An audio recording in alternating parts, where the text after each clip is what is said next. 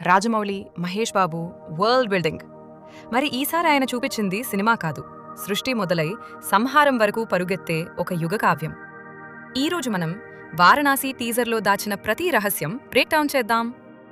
Teaser మొదటి frame చీకటి. అది భయం కాదు, శూన్యం. అక్కడే విశ్వం తొలినాడి కొట్టుకుంది. ఒక స్పార్క్, ఒక పేలుడు, ఒక జీవం. రాజమౌళి ఈ సీన్తో చెప్పేది, ఇది సినిమా కాదు, ఇది ఆరంభం. టీజర్ రెండో షాట్ 512 CE. పురాతన వారణాసి పూర్తిగా బ్రహ్మాండ మిస్టరీలా కనిపిస్తుంది. ఋషులు యజ్ఞాలు చేస్తుండటం, ఆకాశంలో పొగ, నదిమీద స్వర్ణకాంతి, ఇవన్నీ మానవ నాగరికత యొక్క గేట్వేలాగా రాజమౌళి చూపించారు.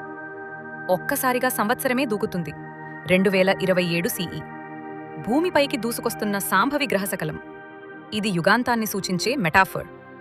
అంటార్కిటికాలో అది పడే క్షణం. సైన్స్, పురాణం మొదటిసారి ఒకే ఫ్రేమ్లో కలుస్తాయి. తర్వాత మనం అంబోజిలి అడవిలోకి చేరతాం. కిలిమంజారో పర్వతం నీడలోని ఆ ప్రదేశం రాజమౌళి చూపిస్తున్న ప్రకృతి శక్తుల మరియు దైవశక్తుల కలయిక పాయింట్. గ్రహశకల ప్రభావం ఇక్కడ మొదలవుతుంది. భూమి మార్పు ఇక్కడి నుంచే మొదలవుతుందని సూచన. టీజర్ మళ్లీ టైం వెనక్కి దూకుతుంది. 7-200 BCE. వనాంచల్ ఉగ్రబట్టి గుహలో కాళీమాత విగ్రహం. అది శిల కాదు, ప్రళయాన్ని కూడా ఆపగల శక్తి. ఇక్కడే కథ లంక వైపు మలుపు తిప్పుతుంది. మణికర్ణిక ఘాట్ చూపించినప్పుడు మరణం, మోక్షం, మర్మం ఒకే ఫ్రేమ్లో నిలబడతాయి. పార్వతీదేవి ఆభరణం పడిన పవిత్ర స్థలం కావడంతో ఇది కథలో కీలక రహస్యానికి సంకేతం. మరి చివరి ఫ్రేమ్ నంది మీద రుద్రుడి రూపంలో మహేష్ బాబు, చేతిలో త్రిశూలం. వారణాసి బ్యాక్డ్రాప్లో పుట్టే రౌద్రం.